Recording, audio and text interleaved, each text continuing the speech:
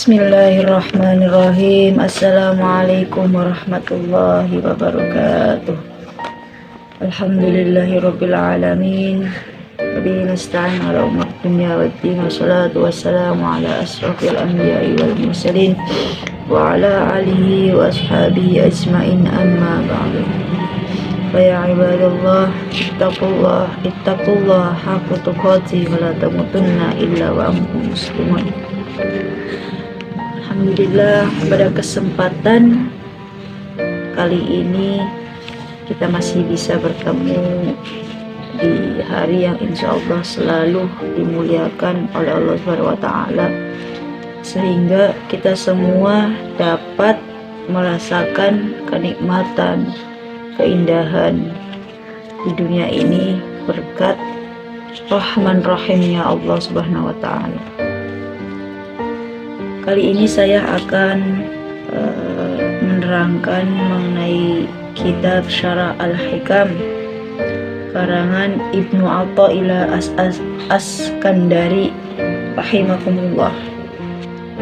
Bismillahirrahmanirrahim. Qala musannif Asy-Syaikh Ibnu Athaillah Al-Askandari rahimahumullah, laqad tasallahu asrarahul aliyatal azizata wa nafa'anallahu wa iyyakum wa jami'al muslimina wal muslimat wal mu'minina wal mu'minat bi'ulumihi wa barakatihi fid din wad dunya wal akhirah. Al-Fatihah.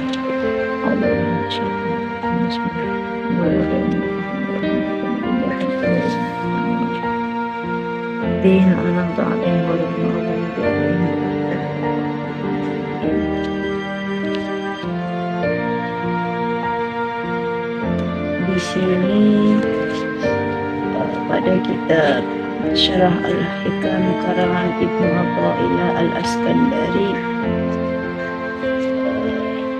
yang dibahas tentu mengenai hikmah-hikmah bagaimana kita bertakarrub pada Allah, bagaimana kita berpasrah diri atas segala yang telah Allah berikan kepada kita. Maka pada kitab Syarah Al-Hikam ini kita bisa memaknai bahwa hidup itu harus dijalani dengan sepenuh hati, dengan keridhaan, dengan keikhlasan. Karena kita harus yakin bahwa apa yang sudah Allah berikan kepada kita, apa yang sudah Allah tetapkan kepada kita, itulah yang terbaik bagi Allah. Dan apabila seorang murid atau seorang hamba sudah memiliki keyakinan sepenuh hati kepada Allah, ya tentu seorang murid atau seorang hamba itu tidak pernah ada rasa kecewa, tidak pernah ada rasa menyerah. Dan seorang hamba ataupun seorang murid itu akan terus mendekatkan diri kepada Allah. Bismillahirrahmanirrahim. Bismillah krono nyebut asmane Allah Ar-Rahmani kang Maha Rahman, Ar-Rahimi kang Maha Rahim. Alhamdu utawi sakabehane puji iku lillahi marang Allah Rabbil alamina kang mengerani alam kabeh. Wasalla muga-muga paring keselamatan Allah ala sayyidina ing ngatasé bendorone kita Muhammadin Nabi Muhammad wa ala alihi lan ing ngatasé keluargane Nabi Muhammad wa sahbihi lan kancane Nabi lan sahabat-sahabat Nabi Muhammad. Wasallim muga paring keselamatan, amma ba'du kabeh. Bayaqulu mengko dawu al-murtaji wong kang murip-muripi ghafira ing pangapura Al-Musawwi kang keselamatan Abdullah bin Hujaz. Al-Khuluti kang bangsa Khulud. Al-Masyhurin kang terkanda kang masyhur. Bisyarqawi kelawan arane Syarqawi. Hadhihi utawi iki iku taqidati sambungan latifah kang lembut ala hikam ing atase kitab hikam arif kang arif billahi kelawan Allah Sayyid Ahmad bin Athaillah rupane Sayyid Ahmad bin Athaillah wasi kang disuciaken sarrohu opo gambare wa qasdahu sejane lan seja biha kelawan Sayyid Ahmad bin Athaillah bil ghalibi ing dalem kaprae khotobi mengko al muridaini utawi pira-pira murid as-shadiqaini kang bener kabeh wataraqihim nyepetaken ala maqamil arifani marang makom arif payambagi sayogyane nakrono kita an naqtasir ing yen to kang rengkes kita ala bayani atase bayan maksude bihasbi karena sebab al-amkani piro-piro kehanan.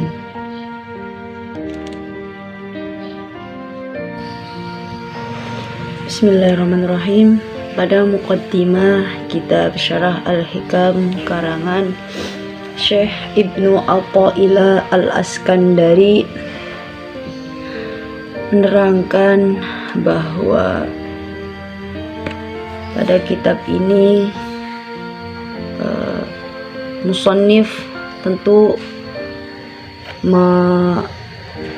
menyanjungkan Allah, benar-benar menyanjungkan Allah, bahwa musannif berkata segala puji bagi Allah, Tuhan yang mengisi hati para walinya dengan kasih sayangnya dan mengistimewakan jiwa mereka dengan memperhatikan kebesarannya dan mempersiapkan rahasia mereka untuk menerima ma'rifatnya. Maka hati nurani mereka itu merasa bergembira dalam ma'rifatnya, dan roh para musannif ini akan terasa nikmat dalam alamnya. Kemudian rahasia-rahasia mereka ya tentu sudah Allah jaga lewat ilmu, dan lidah mereka itu tentu memiliki mutiara hikmah dari Allah. Maka maksudnya Allah yang memilih mereka untuk mendekatkan kepadanya dan mengutamakan mereka dengan kasih sayangnya, maka terbagi antara mereka salik dan mafhub, dan menyintai dengan yang dicintai. Kemudian mereka tenggelam dalam cinta zatnya dan timbul kembali karena memperhatikan sifatnya. Kemudian sholawat dan salam kita curahkan kepada Rasulullah Muhammad SAW, sumber dari semua ilmu dan cahaya, bibit dari semua makrifat dan rahasia. Dan semoga Allah meridhoi keluarganya, para sahabatnya yang tetap taat mengikuti jejaknya. Kemudian adapun dalam segala masa, maka ilmu tasawuf ini yang dahulunya atau hakikatnya ilmu tajwid untuk mengenal Allah, maka ilmu ini termasuk semulia-mulianya ilmu terbesar dan tertinggi. Sebab ilmu tasawuf ini sebagai intisari daripada syariat. Bahkan ilmu ini bisa bahkan menjadi seni yang utama dalam agama Islam. Sebab yang telah Allah sebutkan dalam firman-Nya bahwa wa ma khalaqtul jinna wal insan illa liya'budun. Tidaklah aku menciptakan jin dan manusia kecuali supaya mereka menyembah aku. Nah, karena pengertian ilmu tauhid ini telah merubah namanya menjadi ilmu kalam, ilmu filsafat, yang sama sekali seakan-akan tidak ada hubungannya dengan akhlak dan amal usaha. Maka timbullah ilmu tauhid yang dijernihkan kembali dari sumber yang semula diajarkan dan dilakukan oleh Nabi SAW dan sahabatnya. Maka sebab dari ilmu inilah yang akan mendapatkan atau memancarkan nur, cahaya hakikat, sehingga dapat menilai semua persoalan hidup di dunia ini dan segala penghidupan di dunia ini. Tetapi lewat itu semua tentu ada bimbingan dan petunjuk Allah dan pelaksanaan Rasulullah SAW. Kemudian kitab yang disusun oleh Abdul Fadil Ahmad bin Muhammad bin Isa bin Husain bin Athaillah al-Askandari, yaitu salah satu kitab yang sangat baik menjadi pedoman dalam ajaran tauhidnya. Sehingga memang benar bahwa kitab ini memiliki sebuah rahasia tersendiri. Rahasia bagaimana sih cara kita untuk bisa bertakarub kepada Allah Subhanahu wa taala? Bagaimana cara kita selalu senantiasa mempunyai cara tersendiri untuk selalu menerima segala ketentuan-ketentuan yang telah Allah berikan. Kemudian ada juga definisi dari ilmu tasawuf atau ilmu tauhid yang pernah disampaikan oleh Junaid al-Baghdadi, bahwa beliau pernah berkata, mengenal Allah lah sehingga antaramu dengan Allah itu tidak ada perantara. Hubungan dengan Allah itu tanpa perantara. Jadi kita itu harus sebisa mungkin mengenal Allah tanpa perantara apapun. Jadi supaya kita itu memiliki hubungan tersendiri antara kita dengan Allah. Kemudian setelah kita sudah mengenal Allah jauh lebih baik, maka itu semua kita bisa terapkan dalam kehidupan sehari-hari. Kehidupan semua akhlak yang terpuji menurut apa yang telah disunahkan oleh Rasulullah SAW, dan meninggalkan akhlak yang tercela. Jadi ketika kita sudah berusaha mengenal Allah, kita itu tidak menyia-nyiakan waktu kita. Kita terus berusaha untuk memahami hidup, bahwa kita harus belajar memahami hidup. Kita harus bisa menerapkan pembelajaran hidup itu sesuai dengan apa yang telah disunahkan oleh Rasulullah dan apa yang sudah diperintahkan oleh Allah. Kemudian tidak hanya itu, kita bisa mengendalikan hawa nafsu kita sesuai kehendak Allah. Kemudian kita itu merasa tidak memiliki apapun dan juga tidak dimiliki oleh siapapun kecuali Allah. Kemudian ada juga beberapa cara mengenal asma Allah dengan penuh keyakinan, sehingga kita semua bisa menyadari bahwa sifat-sifat dan af'alnya Allah di dunia ini itu nyata, benar adanya. Jadi kita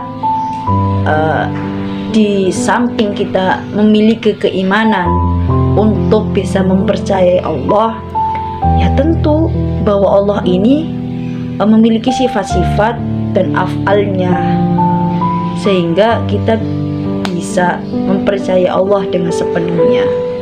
Pikiran-pikiran negatif kita terhadap Allah itu harus kita jauhkan.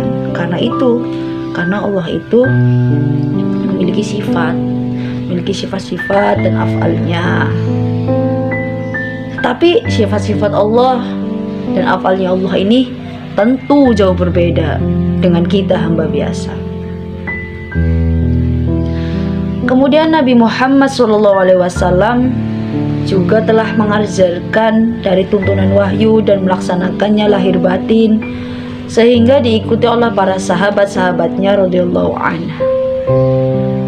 Lalu adapun manfaatnya mendidik hati sehingga mengenal zat Allah, sehingga berbuah kelapangan dada, kesucian hati, dan berbudi pekerti yang luhur menghadapi semua makhluk. Jadi ketika kita sudah belajar secara al-hikam ini, kita bisa mengetahui bahwa kesucian hati untuk mencintai Allah sepenuhnya, untuk mencintai Rasulnya, itu tentu murni dari hati kita. Kemudian kita juga bisa memiliki budi pekerti, pada memiliki budi pekerti ketika kita berhadapan dengan semua makhluk. Kemudian juga Abul Hasan Asy-Syadili radhiyallahu anhu berkata, pengembaraan kami terdiri di atas 5. Yang pertama, takwa kepada Allah lahir dan batin, dalam kesendirian dan di depan publik. Maksudnya apa? Takwa kepada Allah lahir dan batin dalam kesendirian dan depan publik. Bahwa kita itu harus senantiasa memiliki ketakwaan, memiliki kecintaan kepada Allah, baik secara lahir maupun batin. Yaitu ketika kesendirian kita selalu mengadu kepada Allah.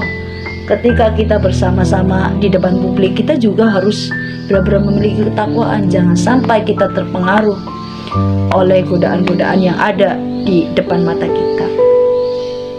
Kemudian mengikuti sunnah Rasulullah SAW dalam semua kata dan perbuatan.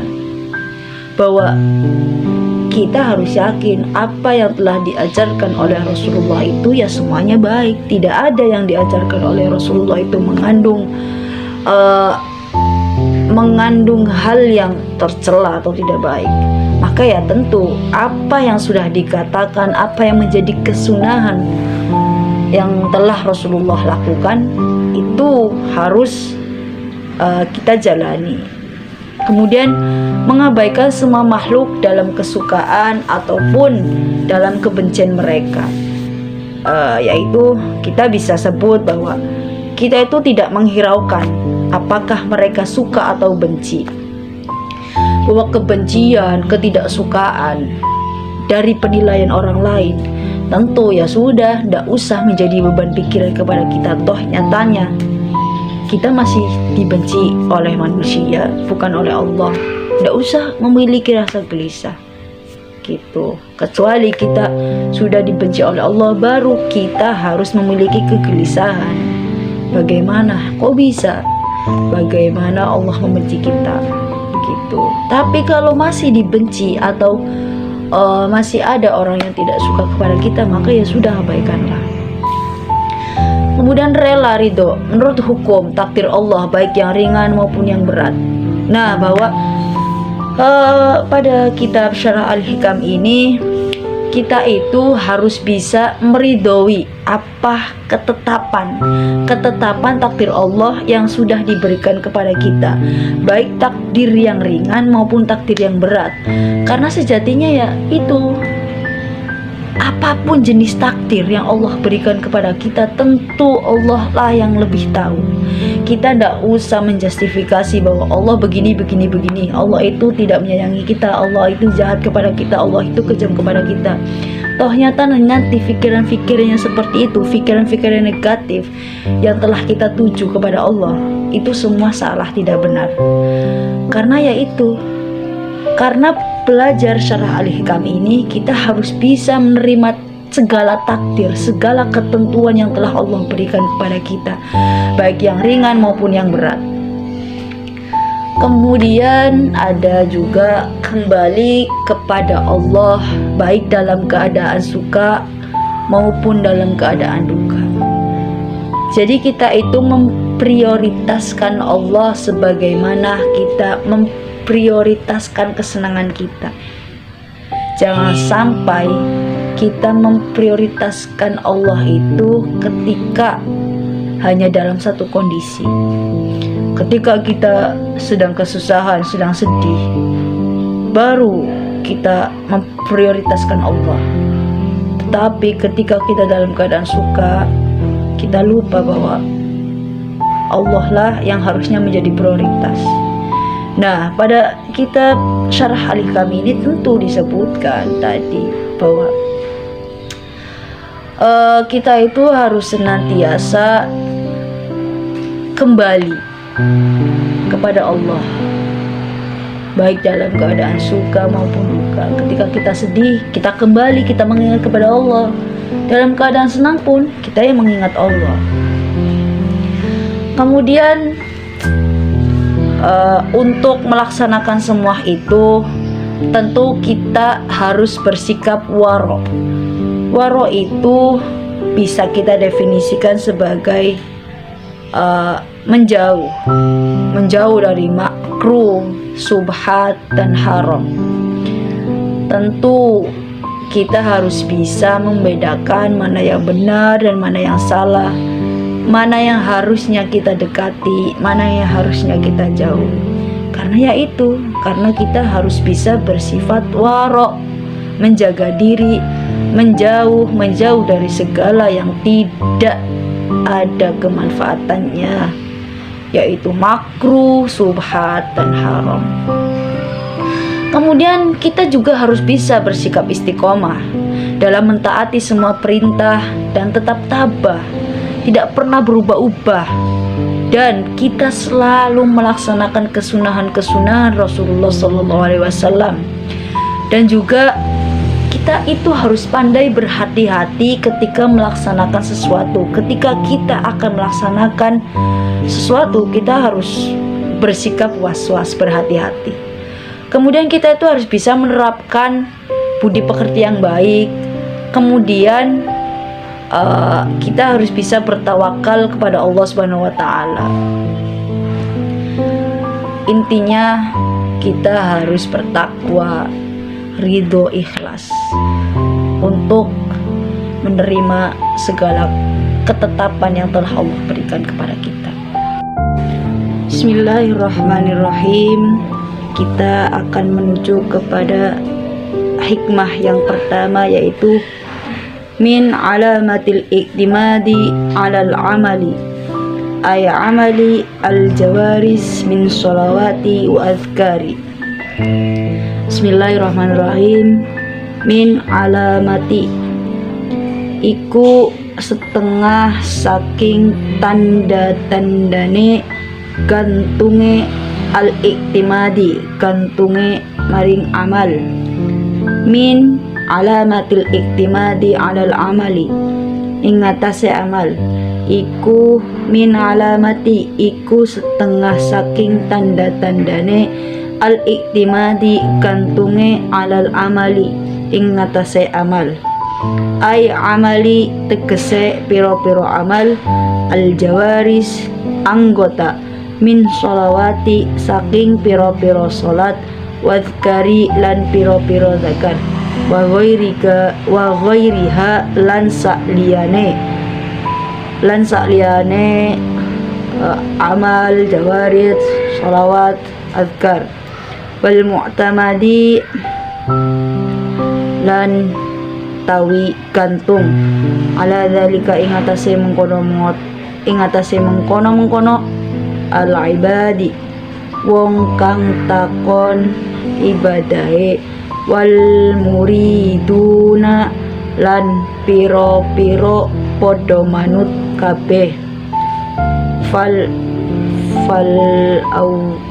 uluni iku kang awal, ya tamiduna iku podo gantung, alaiha ingatase piro-piro amal, fi dhukhuli ing dalem dukhul, hal jannati surga, wal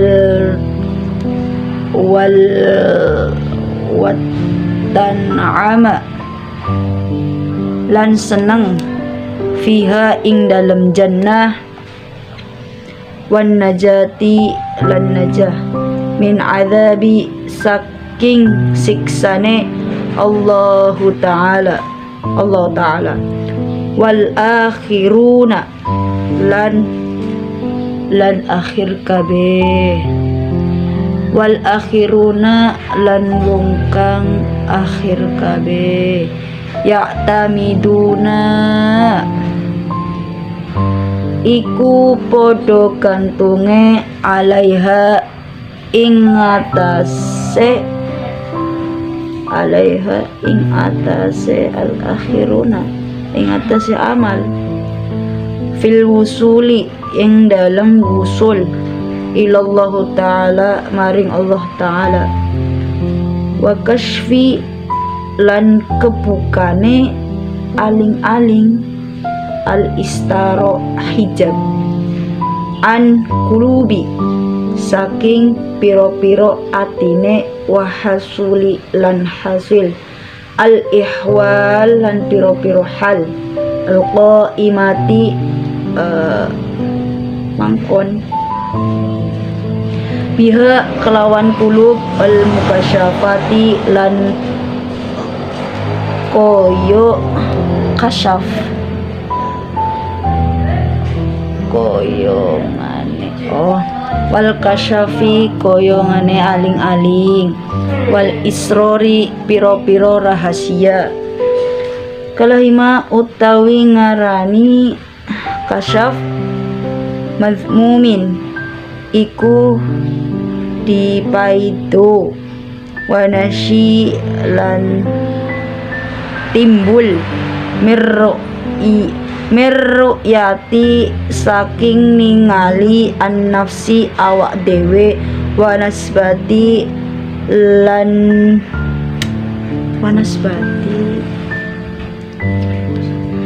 lan ngambang ake lan gampang ake al a'mal piro-piro amal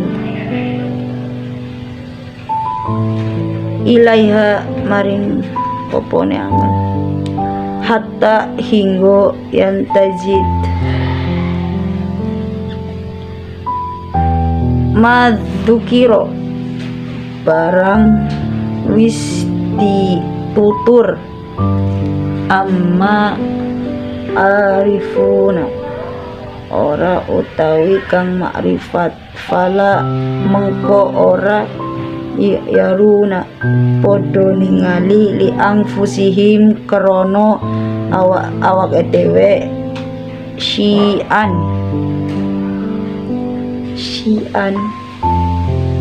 siji-siji hatta ya'tamiduna hinggo nggantung ing ngarepe alaihi ing atase an-nafsi bal yashiduna balik podo ningali ngarifine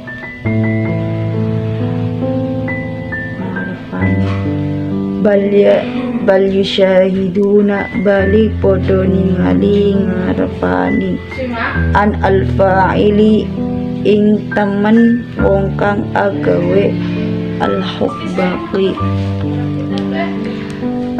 huwa utawi fa'il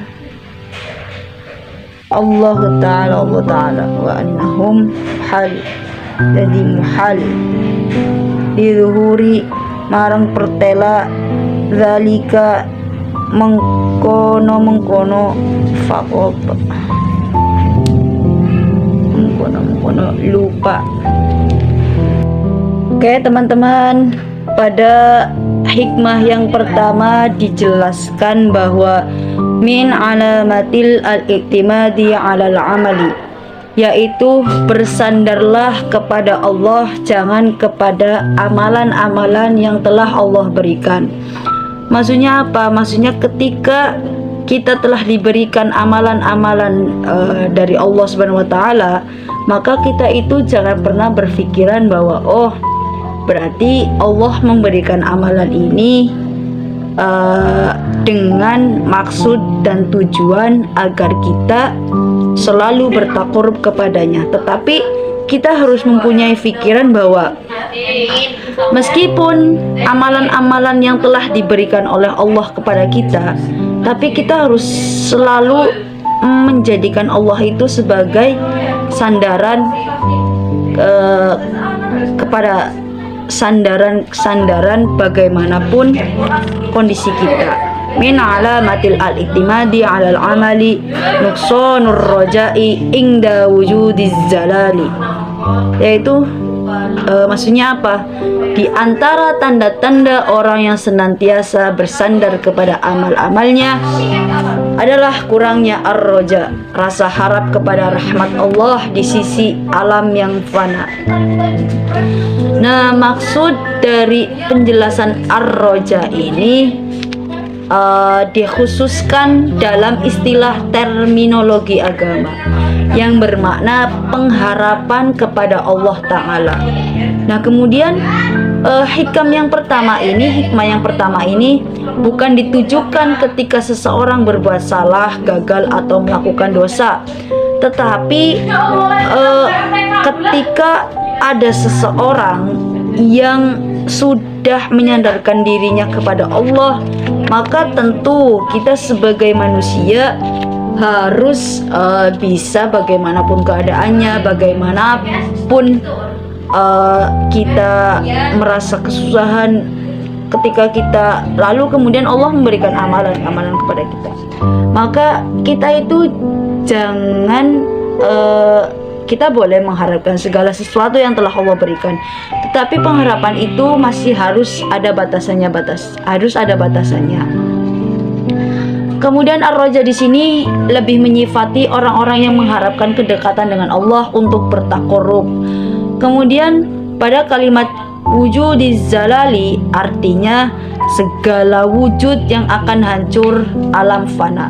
Kemudian yaitu bahwa ada seseorang yang menunjukkan bahwa hidup di dunia dan masih terikat oleh hawa nafsu dan alam syahwat. Itu semua adalah wujud al-zalal, wujud yang akan musnah.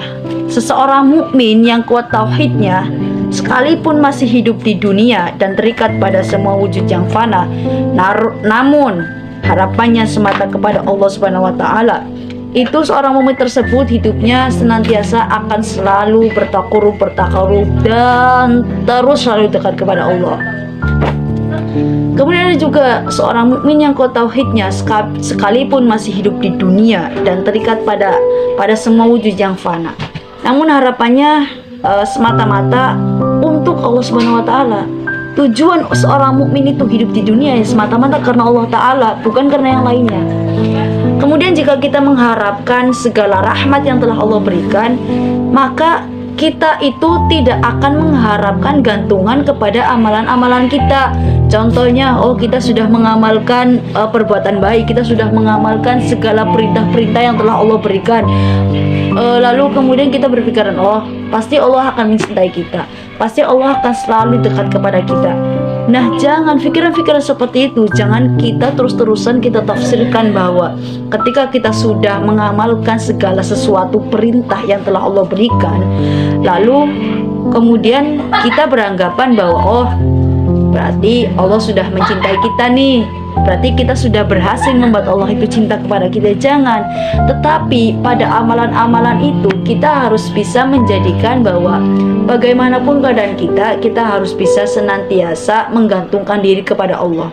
Meskipun amalan-amalan yang sudah kita lakukan itu sudah lebih dari cukup, tetapi ya itu wajar, namanya juga seorang hamba, di mana hamba harus selalu senantiasa menjalankan perintah-perintah yang telah Allah perintahkan kepada kita. Kemudian ada suatu hal yang paling mahal dalam suluk, yaitu hati. Dalam perjalanan seorang salik atau seorang murid atau seorang hamba, ada suatu hal yang mahal. Apa itu? Yaitu tadi sudah disebutkan, yaitu hati. Ketika seorang salik, hamba atau murid, itu memiliki kepekaan hati, kebersihan hati, maka apa sih yang ia cari? Tentu yang ia cari adalah bagaimana dia merefresh, bagaimana dia selalu memikirkan bagaimana kedepannya hidup kita akan seperti apa. Apakah hidup kita akan lebih baik dari hidup sebelumnya, ataukah hidup kita akan masih bisa terus berdekatkan diri kepada Allah, atau malah hidup kita hanya sia-sia.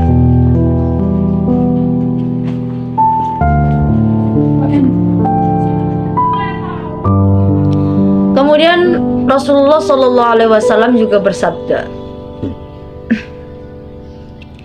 tidaklah seseorang masuk surga dengan amalnya. Nah, saya jadi teringat pada suatu kisah di mana tadi di sini Rasulullah Shallallahu Alaihi Wasallam bersabda bahwa tidaklah seseorang itu masuk surga dengan amalannya. Nah, ada sebuah cerita di mana cerita itu dialami oleh seorang pemuda, entah sebut saja pemuda itu bernama A. Kemudian suatu ketika pemuda itu bertemu dengan Rasulullah, dan kemudian pemuda itu bertanya, "Ya Rasul, saya sudah banyak sekali melakukan amalan-amalan yang telah Allah perintahkan, semuanya saya jalankan. Sholat, puasa, ibadah apapun sudah saya jalankan." Kemudian Rasulullah bertanya, "Lalu apakah dengan amalan-amalan tersebut Anda yakin Anda akan masuk surga?" Kemudian seorang pemuda tersebut menjawab pertanyaan Rasulullah, "Ya, tentu saja ya Rasul. Dengan amalan-amalan yang sudah saya kerjakan, maka saya yakin bahwa saya akan masuk surga." Kemudian Rasulullah itu menjawab lagi pertanyaan pemuda itu, "Kalau kamu sudah yakin dengan apa yang kamu lakukan itu bisa memasukkanmu ke dalam surga, niscaya kamu itu tidak akan masuk surga." Nah, kemudian pemuda itu menjawab, bertanya lagi, "Lah, mengapa ya Rasul?" "Ya karena yang menjadikanmu masuk ke dalam surga itu bukan atas amalan-amalanmu, tetapi atas Rahman Rahimnya Allah." Ada juga kisah di mana seorang yang banyak sekali melakukan perbuatan dosa, bahkan tidak pernah sholat, tidak pernah melaksanakan amalan-amalan yang telah Allah perintahkan, tetapi suatu ketika orang tersebut justru masuk surga. Ya karena itu masuknya kita ke dalam surga, masuknya kita ke dalam neraka itu bukan atas amalan yang telah kita kerjakan, tetapi atas kehendak dari Allah, atas Rahman Rahimnya Allah. Jadi entah orang itu baik atau jahat, tetapi jika orang tersebut memiliki kecintaan dan Allah juga sudah meridhoi bahwa orang ini masuk neraka, orang ini masuk surga, maka apalah daya kita sebagai seorang hamba.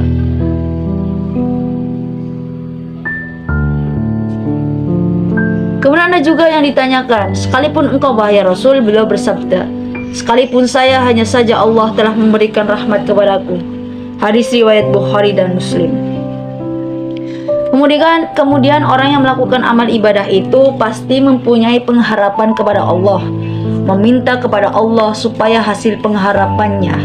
Akan tetapi jangan sampai orang yang beramal itu bergantung pada amalannya, karena pada hakikatnya yang menggerakkan amal ibadah itu ya Allah. Sehingga apabila terjadi kesalahan seperti terlanjur melakukan maksiat atau melakukan ibadah rutinnya, lalu di tengah-tengah jalan mereka itu putus asa, dan berkurangnya pengharapan itu kepada Allah.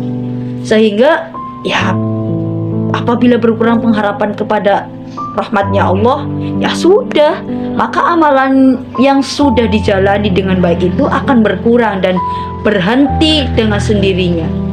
Maka apa yang harus kita lakukan yaitu beramal itu semua dikehendaki dan dijalankan oleh Allah. Sedangkan diri kita ini hanya sebagai media di mana kita itu ya sudah tinggal ikuti saja alur yang telah Allah tuliskan. Skenario yang telah Allah tuliskan kepada kita ya sudah dijalani saja. Tidak usah begini. Tidak usah kita mengharapkan terlalu berlebihan. Oh, amalan kita sudah banyak, berarti Allah akan menetapkan kita ke dalam surga. Amalan kita sudah banyak, berarti Allah akan menjadikan kita seorang hamba yang paling mulia di sisi Allah. Jangan, karena di sini min alamatil iktimadi alal amali, bahwa bersandarlah kepada Allah bukan kepada amalan-amalan yang telah kita lakukan. Ingat, kita hanya seorang hamba yang biasa, yang setiap harinya kita itu mengharapkan ridho dari Allah. Ketika kita diberikan suatu nikmat, ya sudah kita diterima. Ketika kita diberikan suatu cobaan, suatu gangguan, suatu masalah, ya sudah kita juga harus menerima dengan lapang dada. Karena apa? Karena tentu sifat Rahman dan Rahimnya Allah itu tidak akan pernah hilang oleh hamba. Rahmatan lil alamin. Oke,